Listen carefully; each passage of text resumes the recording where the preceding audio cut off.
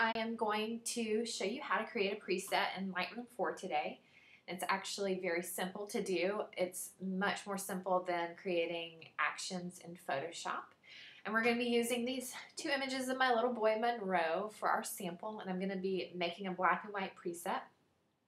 And what a preset basically does is it takes all the settings that you have done to an image and saves it so that when you want to do the same settings again in an image, you can actually go over here in this presets panel and click your preset, and it's going to turn it black and white.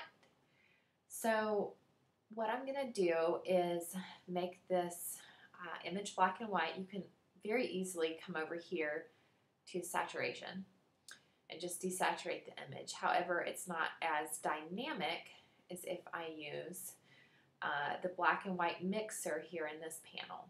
So what I'm going to do is I'm going to click this black and white, and I have this black and white mix, and I can actually go in and change what parts of the image I want to be brighter or darker, and it's going to base it off of the color of the original image. So these red and oranges are his skin color. I'm just going to show you what it looks like if I can make his skin really bright or very dark. And obviously I don't want to do anything too extreme. It's going to be similar with the orange as well. And since I don't really have any blues in the image, this isn't going to change much. However, if I were to save this preset and then do an image with blue, that would affect the image. So I'm actually going to just click this auto, see what it looks like. And the first thing I notice is that my image is still very dark, so I'm going to come up here to my exposure and brighten up the exposure. I like to use quick keys when I'm changing my exposure, my highlight, shadows, whites, and blacks. You can scroll through your quick keys or through each of these settings on your panel using the comma and the period key. I'm just scrolling through there, and I can make it brighter or darker using my plus and minus sign. If I hit shift, it's going to make it jump up in larger increments. So that's what I'm doing here. And I'm just going to double check by pressing J to make sure nothing is too bright or too dark in my histogram. Everything looks good. My histogram looks good. I like my images a little more bright, especially with the black and whites, but I'm going to add just a little bit of black to make this pop. The original image was fairly flat. So now that I have my exposure correct, I'm going to come back to this black and white mix, and I might decide to change a few things. I actually really like how the auto looks. So I'm going to maybe make his skin just a little bit brighter. And I'm not going to change these because I do think it looks very good. The other thing I can do is I can come into my split toning panel, and I might want to make my black and white more of a warm color. So I can come in here in my highlights, click on, get kind of a more orange sort of color I like to add. And then with my shadows, add a color to that. I don't like them to be too red or too, I really like this more warm color. So I'm going to do that. I still don't like this coloring, so all I want to do is I just want it to be really subtle. So I'm going to pull the saturation down on both of these. So and I can adjust the balance between the highlights and the shadows and the coloring there. So I feel like see, I'm just doing a very minimal coloring to it, but I really like that. I'm also going to crop my image. So just see his little face here. There we go. That looks nice. And now I want to maybe add a little bit of sharpening. Just a little bit of soft. So I just go into this detail panel, and I like to look at the sharpening in the eyes. So that looks pretty good. I don't want to overdo it. So now I'm going to make it a preset.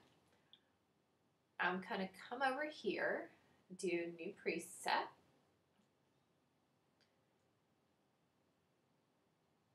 And I'm actually going to create a new folder.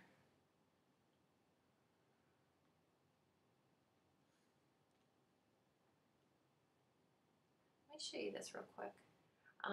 This folder, Evan Baines, is actually, we did some editing for another photographer, so we were able to save all of his presets on our computer, and we were able to edit his photos in a way that fit his style, which is really great, which is another advantage to using presets. So I'm going to make my own folder, and I'm going to call this Tutorial Presets. Create that folder, and I'm going to call this Monroe Black and White.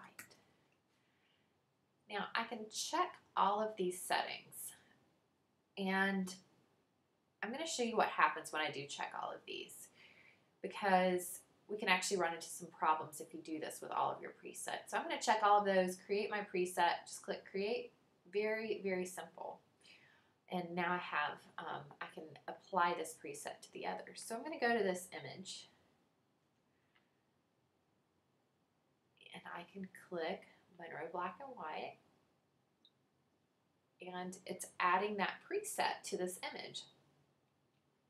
However, you can see that because when I created the preset, I adjusted the exposure here. It's actually, since I checked everything when I was making the preset, it's adjusting the exposure on this image, which I didn't need to do because the exposure with the original image was spot on. So what I want to do, especially when I'm doing a black and white that I'll be able to use on a whole range of photos, when I create my preset, I'm actually just going to change the important parts that make this black and white look this way. So I like to go in and just check none. It's easier than going and unchecking everything. And then I'm going to click this black and white mix and my split toning, which is what gives it just a teeny bit of warmth. I'm not going to change the exposure or the black clipping that I changed. And I'm also not going to change the sharpening because I don't want to, this image in particular needed some additional sharpening, and this other image over here that I want to apply it to doesn't. So I like to make my sharpening in a different preset. So I'm just going to call this Monroe Black and White. I think I used the ampersand. 2. And it's already in this tutorial presets. Create that. And I can come in here. Now I can just add it. And it adds the coloring and the black and white without changing the exposure. So the other thing we can do is, let's say, I went in here and I changed my sharpening, and let's say I want to save this sharpening as a preset. I can actually go in to new preset, do sharpening.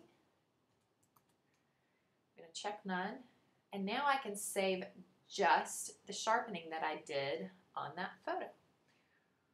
So I'm going to click sharpening, create. So now if I come to this photo, let's say I don't want to make it black and white, but I do want to add the sharpening to it. I can just come click the sharpening preset, and it's going to sharpen. Then I can add this black and white on top of it, and now I've got the sharpening and the black and white.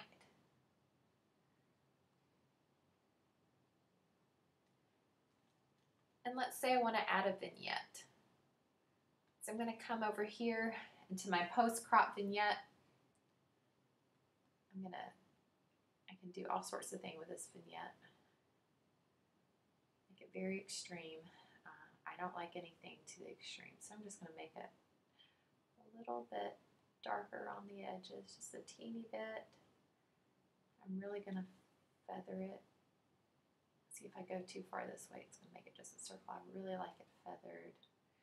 I'm actually going to make my vignette just a little darker than I would normally so you guys can see a big difference. Now I can actually do a new preset. Check none. And I'm going to do the post-crop vignette, which is what I did here. I don't want to click this lens vignetting because it's different than the post-crop. I'm going to call this vignette 1, create. It looks like I've already have a preset called that, so I'll call it Monroe Vignette.